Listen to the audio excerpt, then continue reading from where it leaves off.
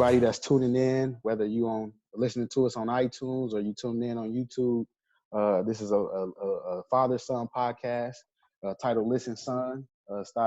Started and upstarted by two fathers and two sons, deeply connected and grown up with each other, definitely friends and mentors alike. So I'm Michael Bond Jr., son of Michael Sr., who can introduce himself. Yeah, my name is Michael Bond Sr., which he just said. He's my son, Michael Bond Jr. Okay, and then we got the I call him Uncle Rick, but Uncle Rick, you want to introduce yourself? Yes, I'm Eric McKinley, father of Diamante McKinley. It's a pleasure to be on this program with these gentlemen, and I'm pretty sure this launch is going to launch us up to something very, very special. Yeah, and I'm Diamante McKinley, father of Eric McKinley, and hey, we're excited. We got something good going on here.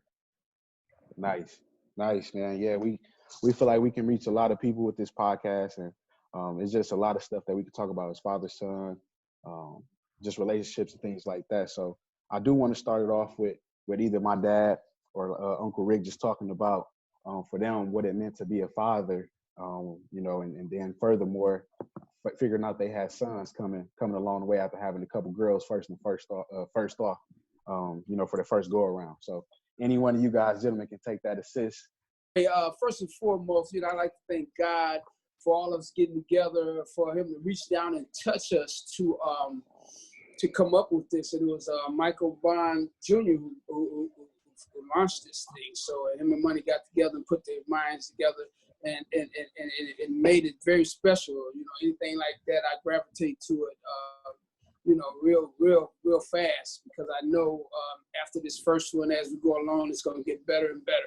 But anyway, moving right along, hey, what it means to be a dad, and especially to have a son. I have two sons, but my other son, that was my firstborn, Eric.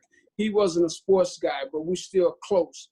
But my daughters, all due respect to them, and we're not doing a program there, maybe their mothers will, but I like to move right along and say that having a sports son, it adds a special connection. Nothing different as far as love, but the way that you connect, because I was an athlete myself, basketball, football, and I love watching sports and, just attending to his games and, following along, and, just the whole nine. Especially dads that's watching, they know what it is. We're not telling them anything they don't know. We're just showing you that this is something that you can do to express yourself and let people know how much it means to you along the years, and not let it go past. And people will say, oh man, I wish I could have told you. I wish I could have said, the words I love you. And although I've said that, but, being in this situation as far as us in today's time with us doing this podcast, and we're doing it with social media and social distancing, we talked about it already. It came up because Money and Mike, they started sports at a young age, and we pushed them hard. And we got some water out of it. We got some juice out of it, because what happened is, look before me, I got 2 trophies that it's just a drop in the bucket of the accomplishments were made by my son and Mike Bond Jr. also.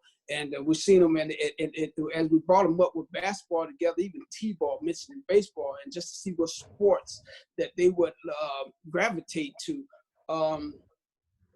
They picked it. We let them pick it on their own. We had our favorites. I had my favorites. There's no doubt. I wanted to be basketball all, but I put him in football, baseball, and basketball. See where it landed, and it landed where he was best at. And I thought that was basketball. He had a lot of accomplishments, at AAU level, at high school, junior high school, just different leagues, and just known around the city. And that made me proud, And just to be a dad, it's awesome, because it's not just a son, it's the daughters too. But this right here, what we're launching, it's like going to school again and doing a lot of homework on what you need to know again, because it reminisces on some good ideas. So I'm gonna pass it on to my son, because I know we're time limited. I like to to hear what he has to say a lot about what I just said and our connection, how he grew up, and it's a ton of things, but we're only limited so much time. So, son, I'm gonna pass it on to you. So yeah, I mean, like basically like you said, with a lot of accomplishments, a lot of push. Um, I liked everything that you put me through starting with t-ball to flag football to the little dribbles of PAL and everything like that helped me like not only just become like uh, an athlete or anybody, it helped me become like a man, growing up, just everything. You know, you meet so many people just through those things like what me and Mike, what we play, what t-ball, the little t-ball, what was the league called? Like that was our first time. I don't think we knew each other, but we on the same. Yeah. Were we in Beckham? So yeah, Beckham. yeah. So I mean, think about we kind of knew each other during that time, and then we went to PAL, and that's when we actually knew each other. So I mean, and we still friends to this day. So like meeting each other during that time, that's what y'all put us through. Like y'all still friends through it. Like Uncle Mike and my pops, y'all still friends through it. Like y'all grew, like me and Mike grew with it, through everything with it. It's being like you said, as a father, like with me being a father now, like I take on the role of like, all right, everything that you done, like I be like, all right, I want to put my son through it and still get that more, you know, just because it's another era now, so it's still a lot of stuff to take on for me, and to pass along to him. So that's really like I got out of it for right now. It's more that I know I'm gonna add on as we continue to go through our conversations. So I pass to you, Uncle Mike. I know you got some stuff you want to add on, and because y'all got a lot of experience. Y'all know a lot. So I mean, I'm still learning myself. So Right. Well, I thank you for that. First, like your dad say, I want to thank God first and foremost. Yes, I had a daughter first, but this was, I want to talk about the personal side of it before I talk about the sports side of it. It was personal with me because my dad wasn't in my life. I was in the sports, and just going out there playing without a mom as well, trying to figure this thing out and not, having support here and there. I didn't have a lot of support. So I always told God if he grant me the opportunity, not just to have kids, but have a son, I would give it my all and show how this thing is supposed to be done.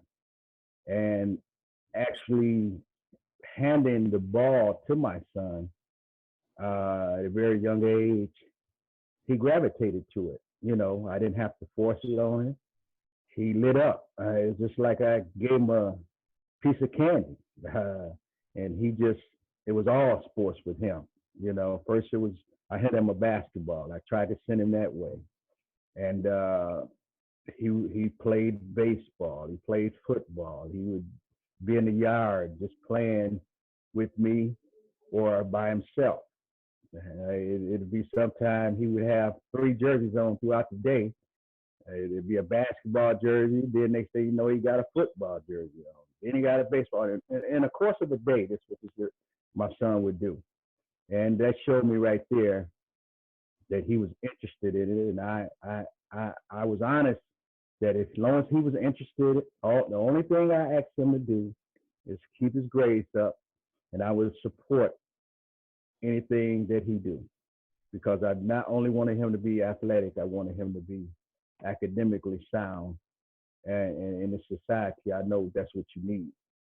And when he was born, going back a little bit, when he was born, it was a joy. It was a joy.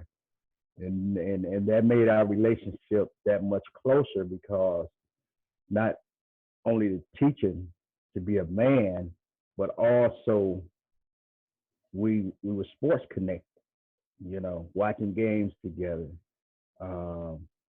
going to the practices and just every day throwing them the ball or teaching them some kind of fundamental drills. And one time I can recall having my friend over at the house to watch the game. And this how we knew how serious he was about the game. It was a play on TV. I can't recall who was playing, but he said, "Did you see that?" And one of my friends spoke real quick. Yeah, I seen that. And he said, "Well, what kind of defense was they in when you seen that?" And my buddy couldn't even really. He's like, "Hey, Jay, MJ, you getting a little too technical, man." So I knew then he was on his way to something serious. And it has been fun. I have been in every stadium there has been, except NFL, as far as watching him. Pee Wee, what is it, juniors, youth, college, well, high school, junior high, high school, and college. And that has been great to me. I'm so thrilled to experience, meet people. You meet so many different people, of course, of the way, and just meeting all over the world and traveling to uh, Florida and different places, playing AAU, and him and Money met each other in Pee Wee, baseball, and they've been friends ever since then. And Rick has been like a brother to me, and we supported each of the kids the same way, and it's been a great ride. And I'm thankful. I'm winding down. I'm thankful for this opportunity. I'm glad that MJ, you thought of this, and Money was willing to go along with this. This is really great. So I'm gonna pass it on to my son now. I don't want to take up too much more of your time. Right. Yeah, that was great, man. I think Uncle Rick, Money, and my dad hit on a lot of good stuff, and I don't think that it's no accident that we're doing this during the time of 2020 for a couple of reasons. It's known as 2020 vision, and I think God definitely had a vision for all four of us. He's been having a vision for us along the way for so many years, and been able to still remain close and express how much we've influenced each other and we've been tight despite social distancing and being away from each other right now. It's just a true testament, of the brotherhood and the family atmosphere that we have. And I think that they touched on a lot of different things. I'm not in the position that Money is in yet to understand the joy of having your own mini me following you around, and to understand how you probably was to your dad and things like that, and trying to get that advice late at night and things like that. But I'm pretty sure I'm gonna get there, and have that three generations alive at once is a beautiful thing. So we really just come with a lot of inspiration and a lot of joy in doing this together. This is definitely a pick and roll type thing here with all four of us, man. We definitely got each other backs and things like that. So as you heard from everybody, it started off young and it never wavered as we got older. So we hope you enjoy that aspect of things. I want to kind of touch and lead the conversation. This is more for my dad and Uncle Rick. As Money and I study, just different sports documentaries and different parts and times of the world, we understand that the 60s was civil rights, 70s was a lot of drugs, and 80s, 90s was police brutality and separating of the families with incarceration and things like that. How important was it to you gentlemen? My dad, like he said, he didn't have his parents around, so it was important to him in that aspect. But how important was it from the things you guys saw and the upbringing you had to just make sure you set the foundation for your families? Well, for me, I had grandparents that were elderly at the time when my sister and I, when they raised us. When I lost my mom, we lost our mom, and with there not being a dad, they taught us a lot, man, about racism, drugs, and that's one thing they instilled in us: God first and foremost, and how And I think they took on the responsibility because now this responsibility has been put on them. So they wanted to make sure that we did not get lost in the shuffle. And so they drilled that into us. Like I said, how they grew up in Tennessee, dealing with the racism and how bad it was, the lynches, how bad, like you said, the drugs was. We actually knew people who got strung out.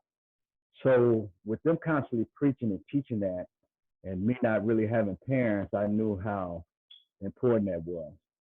So with that being instilled in me, I that's why I talk to you a lot about it. And I thank God that you listened and you didn't go that route. But it was tough. It was tough, and that's another thing I wanted to make sure that the opportunity is going to be there. But you got to make the decision, and I'm pretty sure you guys have been there, that I'm not going to go that route. And I think more so for me, it was because my grandparents was elderly, and we didn't get a chance to go to foster care, foster homes, and get shuffled around by different families. I felt that I owed that to them. So my thing was trying to be less problematic as I could to them, and because it could have been worse. So when opportunities came my way, and I'm not saying they didn't, I was just, with God's will, I was strong enough to just say no. So that's why I always talk to you about that. And if you, as long as you say no, that it'll take you a long way in the world. But yeah, those things, all of that, it has been a problem in our society for years. And that's what's happening now with a lot of this pandemic going on, because there's underlying health issues due to those kind of situations. Once again, I know we're on a time limit. I'll pass it to my brother, Rick. Thank you, Mike. Thank you. And pretty much, my father wasn't in my life. I mean, from zero to now. God bless his heart, he passed on when I was 30-something years old. But my mother was a strong Black woman. And as far as raising a son, I know she had her work cut out for her. I was in the Hillside Projects. I had a lot of strong, older guys to look up to. And that I can go down the list, Tom Lee Woods, Milton Jackson, Reedy Jackson, Charles Meeks. It was a lot of strong, older guys that taught me a lot how to be a man, and I followed their footsteps. I had no dad to look up like that. My mother was a single parent. But anyway, moving on with that, I knew that by being her only son, I had two sisters, one older, one younger, that I had some friends that were the only sons in their family, and they went left and their mothers without their son. So I knew I wasn't going to disappoint her as far as school and all that. So as I progressed and learned about the drugs and racism and things, right away, I knew I was just that kid that wasn't going that way. Don't get me wrong, they were exposed to me, and I was around them and people that was doing it. But I had to learn firsthand to say, I'm not going to do that. I'm going to be here. Or I might be a dad one day, and I don't want my son or no daughters going through that, especially my sons, because it's hard enough on us Black men raised up in America these days. You have to be on point. You might not like it, but you got to be on point on how you're going to make it through the system. And I've seen a lot of us make it, and I've seen a lot of us not. And my thing is, I was so blessed to come up with my own platform for my sons. Eric Jones was not present with us now. I mean, he's here, he's alive, but he's living in a different state. But my son, Money, I had hands on him the way that I like. So, and I molded him the way that I like to see him come up, and he didn't disappoint me at all. You know, nobody's perfect. You might do things, and dads might scold you about it. But for the most part, if I weighed the difference, say the good outweighed the bad, the blessings outweighed the bad things. So I'm so blessed that he, you know, as a young man, and is still young yet, is going the right way, right path in life, and he's experienced being a dad. So it's going to be some bumps in the road, but I think he can make it. But as far as like, just coming up and dealing with this world the way it is today, racism, police brutality, I know a way through it, and I survived it. I'm retired into it. I'm 64 years old, retired, and now I'm looking at the blessings of a grandson and great grandkids, but a son and a grandson to stand there and watch him come up and asking God to let him see as many or more years than I would see what I've seen. And I might not be rich in money, but I got a rich blessing in life, and I'm truly humble to that. I wouldn't trade my life, for what I've seen. Like I said, people have a lot of money, but I got a lot of love from my family, from my sons, daughters, wife, and so on. And it helped me boost the support when I fundraised for him for all the years, So Mike, I can go on and on. I don't want to rattle too far. I'm gonna pass it on to my son. But man, thank you for being a true friend. And our sons, God did that. And we're doing something that I think is going to be big and major.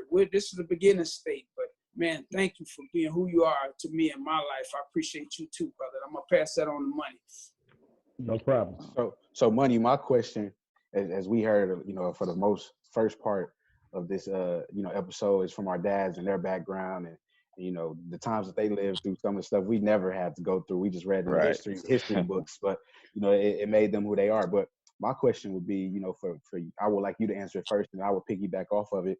We see a lot now with Kobe, and how he passed away, and how much of a good father he was for Gigi and the rest of the daughters that he had. And no disrespect to the other woman that Kobe, the other young ladies.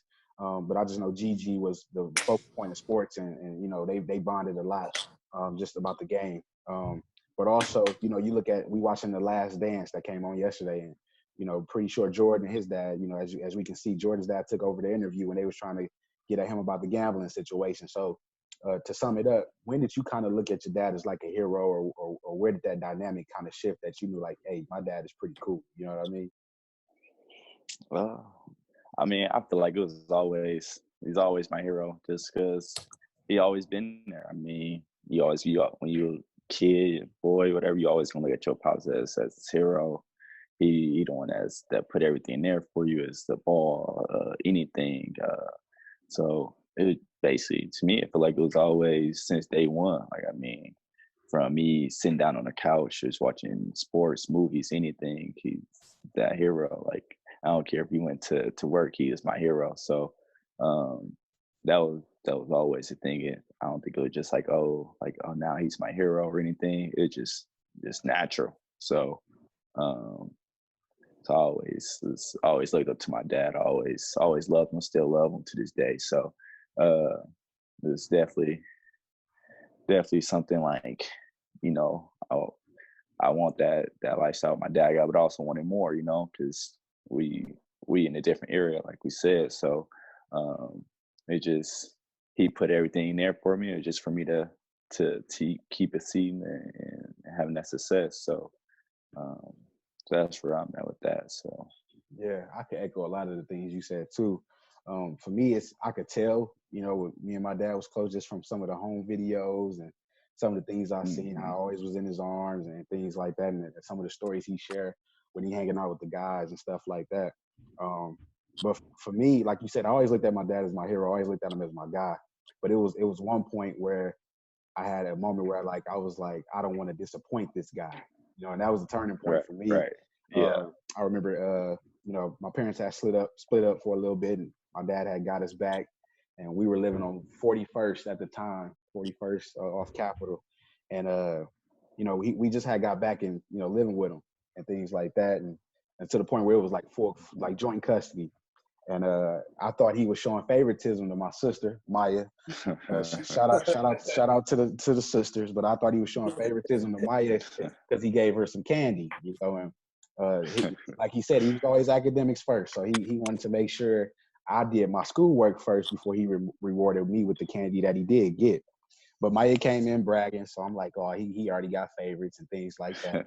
On the paper I was doing my homework on, I wrote I hat my dad, which was supposed to mean I hate my dad. But I wrote hat, and things like that. And he told me, he said, "Look, dude, I was gonna give you the candy, but what you just wrote on that piece of paper hurt me. That I'm disappointed in." And like I said, we just had got back, living with him and things like that. And I knew we was always close. I knew he was always for us, but I didn't have that interaction with him like I fully was getting it now. And I'm like, what is this I feel? Like, why do I feel like I just kind of hurt that man, or I'm letting that man right there down? You know what I mean? And from that point on, I was like, nah, I can't do nothing wrong to this guy. Like, that's my dude, you know what I'm saying? And things like that. So that was the turning point for me. And ever since then, man, I just always made sure that I always went 100%, 110% for my dad and things like that. You always had that lesson that kind of put things in perspective for you of who your dad is and the kind of man he is. And even in that, he still gave me the candy. Even though I kind of was a little brat, he still gave me the candy. So that was pretty cool. But yeah, it's good to have dads in your life, man. And we seeing that from some of the stuff we seeing in the sports world now. I'm pretty sure a lot of us can agree on that. Before I prompt the next question, I want to take some time out just to kind of have a little light debate. Of course, all father sons, they have a debate all the time. You know what I'm saying? That's what makes the relationship pretty good. And I seen something on Twitter today, and it said, who would win, the Golden State Warriors with, Clay, Curry, Draymond, Zaza, and Kevin Durant, who will win in a series between the Bulls that we see now in the Last Dance documentary. I believe they had Ron Harper, Jordan, Scottie Pippen, Dennis Rodman, and Luke Longley, I think was the center. So whoever want to go first on that debate, who will win that series, the Golden State Warriors or the Chicago Bulls? I jump right in on that one. I'm going with old school because we was rough and tough. I mean, the game today is respected, and I love it now. It's high flying, fast running, and stuff like that. But I think they look back on some fundamentals of what the game is about more show off. But it's all entertainment. But me myself, hey, I take the Bulls. You got both the Bulls with me. Yeah, I agree. Sorry, Money. You can go ahead if you want to go ahead. Oh no, you go ahead. I was just agreeing a little bit. You go ahead. Okay, yeah, I have to agree with Rick. As you looking at the Last Dance, you can see how physical the game was. And like I said, I respect the game now too as well, but it was much physical then. And the Bulls, man, they played straight up defense. All of them could play D. Every single one of them. Not just offensively. Defensively, they were sound. And you put Ron Harper up top along with Mike. Hey, they were long, man. Them dudes were 6'6", 6'7". You got Scotty and Rodman. Oh, man. So my vote is the Bulls. Don't get me wrong. I'm a Stephen Curry fan and Golden State. I like what they're doing, but Chicago for me. I knew that was going to probably be a little tougher for you because you like both of those teams. So, yeah, I was seeing which way you was going to go with that. Go ahead, Money. So I don't really care too much about the Warriors. I'm going to say I'm going to go with the Bulls. Only reason just because two people I'm going to say, Jordan and just Rodman. And Rodman just because he a workhorse. Don't nobody want to go against nobody like that. Like who diving on the floor, who boxing out like that. Like that's tough for teams like now. The only thing I can see about the Warriors that they can have, they got the offense. I mean, you got Steph shooting 50. You got Durant shooting 50. I mean, you got Clay as a defender, but like it's just a little bit too much for them, I say. So I'm going to just go with the Bulls. They're just going to be the little tougher team at the end. And Jordan just going to dominate the game. I don't see nobody really play. Clay ain't going to stop him or Draymond unless they just going to Detroit pissing them or something. Yeah. I don't see it, but It's a couple things that a lot of people use to justify. Of course, in any debate, people gonna use whatever they got to justify their argument, and a lot of people are justifying that 3-point line is a lot shorter back in the Bulls area, so the Warriors would have tore that up, and things like that. And if Karl Malone was already giving Dennis Rodman 25 points per game, Kevin Durant would have gave him 30 or 40. So, a lot of people are using things like that to help their argument. But this is what I would say, just by seeing, and I know Uncle Rick and my dad, they lived through this. So just seeing how, Jordan said yesterday he had a competitive problem. So seeing how he took everything personal, and you wasn't gonna beat him in quarters against the wall. You wasn't gonna beat him in golf. You wasn't gonna beat him in nothing. He took it everything personal. The Clyde Drexler debates, they tried to compare him to Clyde, and he told Magic, "Look, I'm gonna light him up." For that reason alone, and how he got, Scotty and Rodman and all those other guys to buy in, I would go with the Bulls as well. And I'm surprised that me and Money went that way, because a lot of people in our generation are going with the Warriors. But I just think what I'm seeing and the mentality, the game is mental. I think the Bulls, they got the edge on that mental piece. Not to knock what the Warriors are doing. Go ahead, Money. I was gonna add this. I mean, you ain't gonna be able to hide Steph on defense on this one. Right. He gonna have to guard, and you can't hide him on this one. So it's either you gotta pick your poison. Who you gonna guard? They posting up. He foul trouble some. So if Curry ever see this podcast, Money, he gonna come at you a little bit. Oh yeah. Keep you out of generation. Right. Go old school. He could play me too. Yeah. So that's good. So let's kind of talk about where we at right now, just general thoughts as we kind of wrap up this first episode. We got about 10 minutes left. What's some general thoughts that each of you have gathered just by the only thing we really been able to talk sports wise has been the NFL playoffs, and then we had the regular season going into the playoffs, and of course God said world stops. So we already know how the football season went, but let's talk basketball, because this is where we should be at. We should be talking playoffs anyway.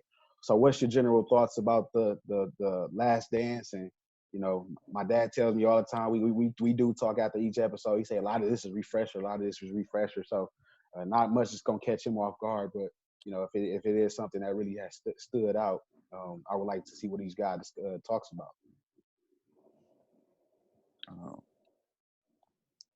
For me, I can say, because I haven't really too much gotten into the Last Dance too much, but basketball wise, I can say since it is playoff time, either LeBron's gonna have a great rest of the season, is gonna win the championship, or Giannis is gonna show that, like, hey, this is my year, MVP. I'm coming back, might have another MVP, and I can take the Bucks to win another championship and get into that real next level. And I think I'll get that super max contract. And that's what I think Kobe pushed him to do a little bit, was to be like, hey, show that you can really do that. But I actually think it would end up being the Bucks and Lakers. I would like to see the Lakers. I'm not the Lakers, but the Bucks win it. But I mean, I think the Lakers would end up getting it at the end, just because you can't. Right now, LeBron was on a whole other level with Anthony Davis, so it would have just been just a little bit too much for the Bucks unless they get a two guard who actually is going to put up some numbers to help. So, okay. Hey, I see Money got his coaching hat on a lot tonight, fellas. We might have to make that move happen. Yeah. So let's follow Money lead. Talk about the Last Dance, and then give your prediction on who you thought would have eventually took it had things been going on right now for us. So my dad or Uncle Rick, you guys can go. I'm gonna go last. I'll save it for last. Go ahead, Mike. Yeah, I think that the Last Dance for you younger guys, man, my nephew and my son. Mike was a competitor, man. Like he said last night, he was a competitor. He just knew how to get everybody motivated. And he also knew how, you know, if you throw, you could see with the Drexler, anything that he could get to lift him up, he was going to do that, man. He just, that drove him, man. And that's why he had 6 championships. And I mean, he just needed anything to put that fire on him. And he was gonna go out there and do what he had to do. That's why I was a Bulls fan during that time. And and it shows, man. We all are imperfect. And as I told you last night, son, no matter how much you elevate, someone is going to try to find something to destroy you. You know what I mean? They did it with God, and they will do it to you. But on the basketball court, he knew it. Everybody else knew it. There's nothing you could do to stop him. So that's why they had to go and do the shenanigans off the court. And the man couldn't even go and spend time with his family at the casino because they linked that to some other stuff. So it just goes to show you how people can be. But yeah, Mike was the man in that era. And as far as this year, quite naturally, I'm a Bucks fan, and I'm gonna go a different direction. I'm gonna go with I know everybody Brian, but I'm a Leonard fan, man. I just think that they was gonna gel at the right time. They had picked up the right pieces, and I really believe that it would have been the Clippers and the Bucks, and showing how close we were last year, and the disappointment. I think Giannis and the Bucks would have overcame that this year. So I'm gonna pass it to you, Rick. Yeah, you pretty much summed it up. I like how you threw that hook in there because everybody's just basically saying that LeBron was gonna take the West, but to me, like I said, going back to thinking how competitive, how Jordan pushed all that out there, and look at the player that really pushed hard, like he pushed hard, and all due respect to LeBron James, Kawhi Leonard is that dude. He is. I agree with you. And I thought it would with just the Lakers just having just 2 guys. I don't think they had enough to push the Clippers out. Not as time went on. It would have been a great series, but I would have gave it to Kawhi, and it would have been the Bucks and the Clippers. And I see the Bucks edging them out because I think they can handle them better, in that way. But to look at this whole thing, the scenario, I love giving this viewpoint of everything, but man, why couldn't it just happen? But right. Unfortunately, Giannis had that knee injury, and that kind of worried me a little bit. And I think this is God's blessing that this thing happened, so he can completely heal 100%. Once they would have put him on that floor, he would have went all and out.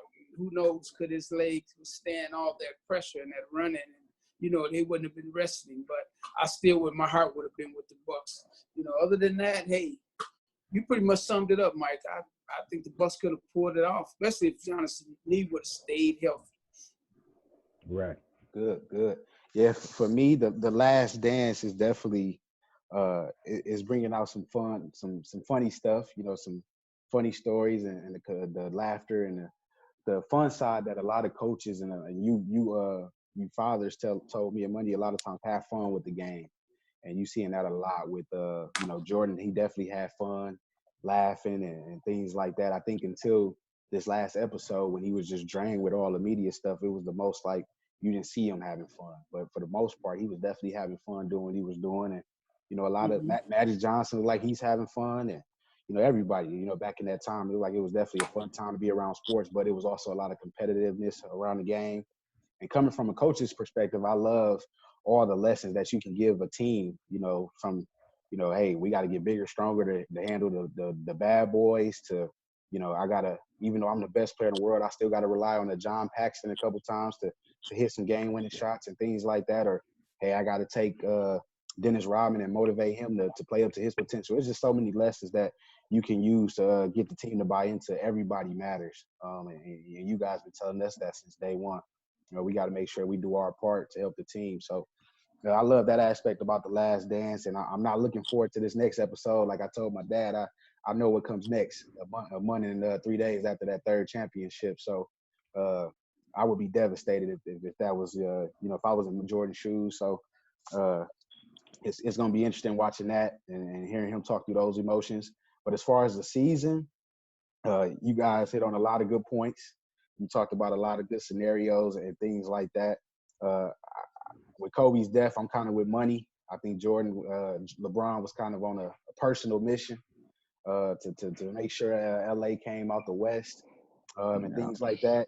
My concern was more out the East. I seen that silent killer that the Miami Heat was building with the accusations of Andre Iguodala, and Hero was going to come back from his injury. Jimmy Butler's competitive nature. Man, that Heat team was looking scary for what I believe would have been a good Eastern Conference Finals with the Bucks. So, like Uncle Rick said, if Giannis' knee wasn't what it needed to be, I don't know if we would have got past that Heat team. I wasn't looking at the Celtics or the Raptors. I was looking at the Heat. We gotta watch that team. So yeah, I agree. So hopefully, I would have liked if the Bucks would have got there. I think the Bucks would have beat the Lakers, but I was worried about that Heat team. So I'm glad to hear all our takes, though. That really sums up, where we at right now. Like Uncle Rick said, why couldn't it just happen? But we got to keep the faith like with everything else. So yeah. But yeah, I got a question for everybody. So real quick. So with Jordan, the era is different between like social media and everything. How do y'all think he would have handled the social media and the media of everything now that LeBron's going through? Like, what do you handle with that? Like, the same as LeBron doing, or would it have been different for him? Like, would it have been too much, or is he be able to focus on basketball, on everything? Like LeBron's, how he's handled his social media is like different than anybody. He know how to get off of it. He know how to market himself. He know how to do a lot of stuff that a lot of people just don't know how to do yet. Like, how do y'all think Jordan would have handled that? Well, Jordan was tested mentally and physically, and he lost his father, and he knew he was going to be that new Mr. Basketball, so to speak, in the NBA, and it became that. And he surpassed and he elevated on each challenge, I believe. And I think he would have handled it well. He would have fell back in. He was that ambassador. He would have thought it over. I'm pretty sure he had some good people on his team, and I'm saying family and what have you, some private people that got with him. And he was strong dude, strong-minded, still is. But I think he would have handled it real well. I think he really would have handled it well. Yeah, I have to agree with Rick. He come from a good foundation, and they put some good people around him. And, once he evaluated, he knew how to adapt. Once Mike sat back, and whatever it took, on the court, business, once he evaluated it, then he could approach it well. So I have no problem that he would handle this well. I would have. That's a good question, Money. Because that's the only aspect, as we look back, that the players back then are not enduring that the guys now are enduring and things like that. Added to the celebrity status that they have, that they have as being icons and things like that. Three things that make me think Jordan would have handled this well. The social media aspect is like I told my dad. I hate to keep saying this throughout this podcast, but we did talk right after this last episode. Is for one, when he stopped talking to the media, he went right to his buddy Ahmad Rashad and did the exclusive interview. He knew he had a guy in the media who he can just go to get that exclusive story to. So he took his 2 weeks to process it, and he went to Ahmad Rashad and said, "Hey, get your camera." You know what I mean? So he was able to process his different emotions.